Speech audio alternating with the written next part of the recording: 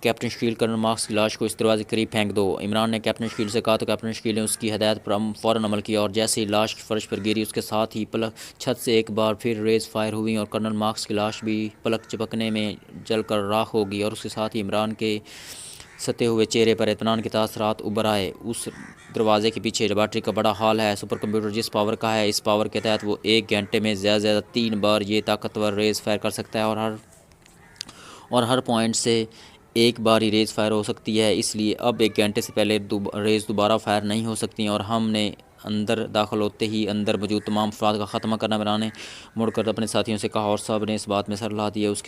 ان کے چہروں پر بھی اطمینان کے تاثرات ابھر آئے تھے، کیونکہ جس طرح انہوں نے لاشوں کو راکھ ہوتے دیکھا تھا اس سے ان کے ذہنوں میں خاصی تشویش تھی۔ عمران آگے بڑھا اور اس نے ایک ہاتھ سے دروازے کو پوری قوت سے دھکیلا تو فولادی دروازہ کھلتا چلا گیا اور عمران اچھل کر اندر داخل ہو گیا۔ یہاں دیواروں کے ساتھ انتہائی جدید ترین مشینری نصب تھی اور ان کے سامنے اسٹولوں پر سفید کوٹ پہنے لوگ موجود تھے، جبکہ ایک سائڈ پر کاؤنٹر سا بنا ہوا تھا جس کے سامنے بھی کرسی پر ایک بوڑھا سا آدمی بیٹھا ہوا تھا۔ عمران کے اندر داخل ہوتے ہی سب نے چونک کر دروازے کی طرف دیکھا، پھر اس سے پہلے کہ کوئی سنبھلتا عمران کے ہاتھ میں موجود مشین پسٹل نے شعلے نکالنے شروع کر دیے۔ اسی لمحے اس کے ساتھی بھی اندر آ گئے اور پھر چند لمحوں بعد ہال میں موجود تمام افراد چینکتے ہوئے نیچے گرے اور تڑپنے لگے۔ عمران دوڑتا ہوا اس بوڑھے آدمی کے قریب گیا جو کرسی پر ہی ڈھلک گیا تھا، البتہ اس کا ایک ہاتھ سامنے کاؤنٹر پر موجود مستطیل شکل کی مشین کی طرف اس طرح رینگ رہا تھا جیسے چونٹی رینگتی ہے، لیکن دوسرے لمحے عمران نے ٹریگر دبا دیا اور اس بار اس بوڑھے کی کھوپڑی کئی حصوں میں تقسیم ہوتی چلی گئی۔ پھر عمران نے سامنے کاؤنٹر پر موجود مشینری فائر کھول دیا اور چند لمحوں میں ہی اس مشین کے پرچھے اڑ گئے۔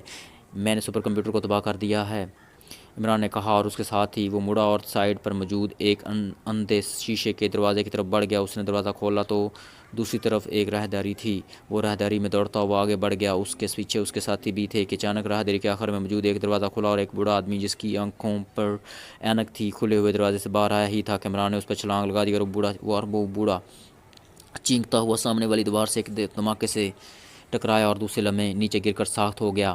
عمران بجلی کی تیزی سے مڑ کر اس دروازے میں داخل ہوا جس میں وہ بوڑھا بہر آیا تھا۔ کمرہ آفس کے انداز میں سجا ہوا تھا، البتہ میز پر ایک مشین موجود تھی جس پر چھوٹے چھوٹے بلب مسلسل جل بجھ رہے تھے۔ عمران نے مشین پسٹل کا رخ اس مشین کی طرف کیا اور ٹریگر دبا دیا۔ ایک دھماکہ ہوا اور اس کے ساتھ ہی مشین کے پرزے میز اور فرش پر بکھر گئے۔ باقی ساتھی بھی اندر آ گئے۔ سائڈ پر دروازہ ہے جس کے پیچھے لانچر ہے اور وہ میزائل ہیں جسے پاکیزہ پر فائر ہونا ہے۔ وہاں موجود سب افراد کو ہلاک کر دو، ایک کو بھی زندہ نہیں رہنا چاہیے، سب پاکیزہ کے 16 کروڑ افراد کے قاتل بننا چاہتے ہیں، عمران نے انتہائی سرد لہجے میں کہا اور اس کے ساتھ ہی اس نے ایک سائڈ پر موجود دروازے کی طرف اشارہ کیا جس پر سرخ الفاظ میں لانچنگ ایریا کے الفاظ لکھے ہوئے تھے اور اس کے ساتھ ہی وہ مڑا اور آفس سے باہر جا کر اس نے فرش پر پڑے ہوئے اس بوڑھے آدمی کو اٹھایا اور لا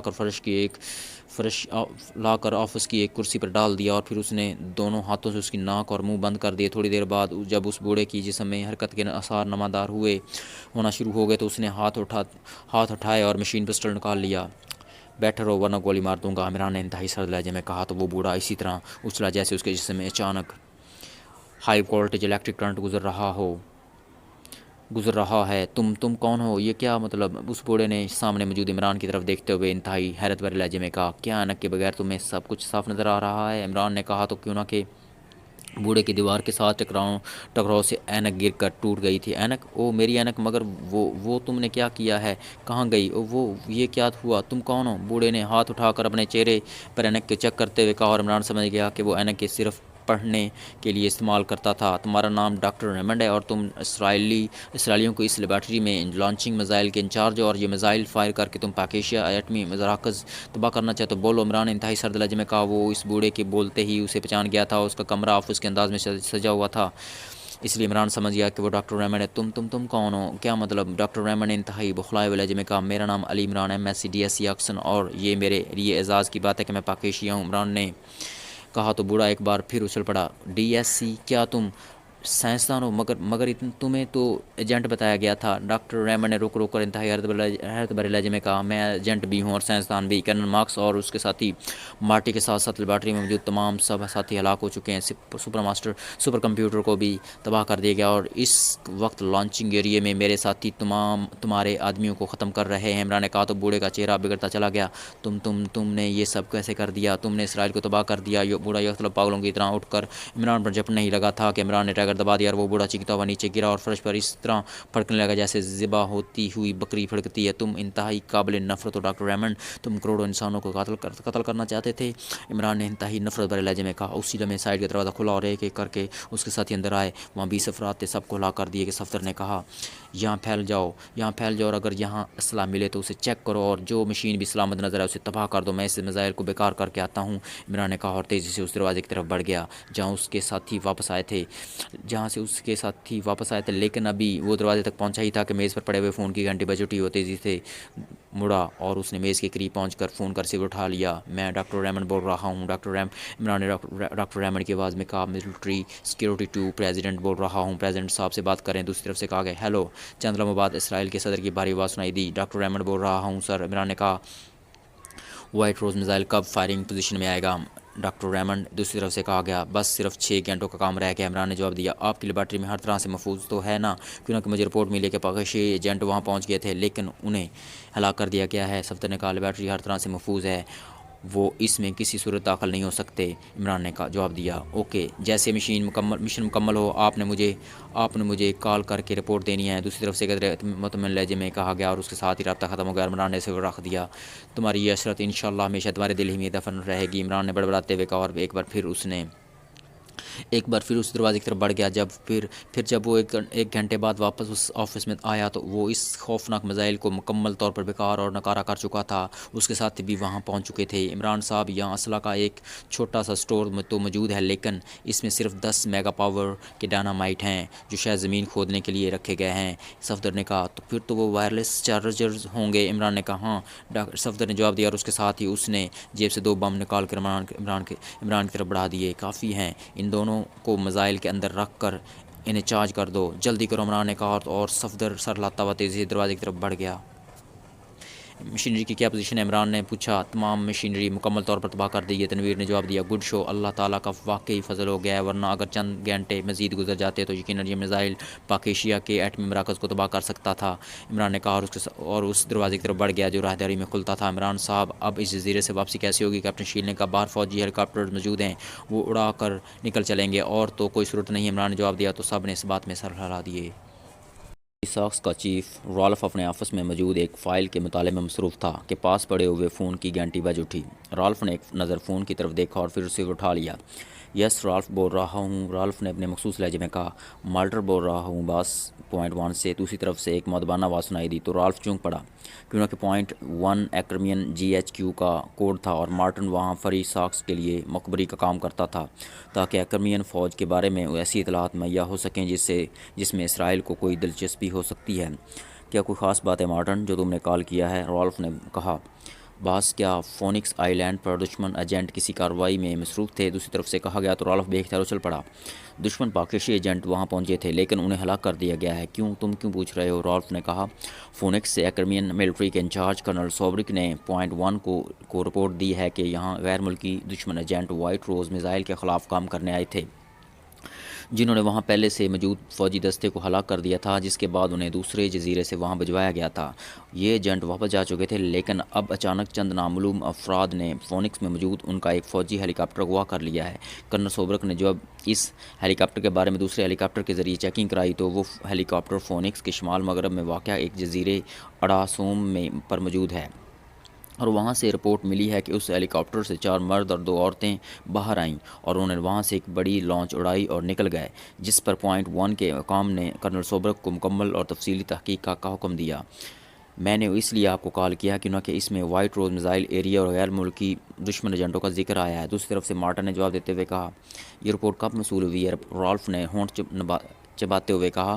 ابھی آدھا گھنٹہ پہلے، دوسری طرف سے کہا گیا۔ ٹھیک ہے، میں چیک کراتا ہوں، رالف نے کہا اور ہاتھ بڑھا کر کریڈل دبا دیا۔ اس کے چہرے پر تشویش کے تاثرات ابھر آئے تھے۔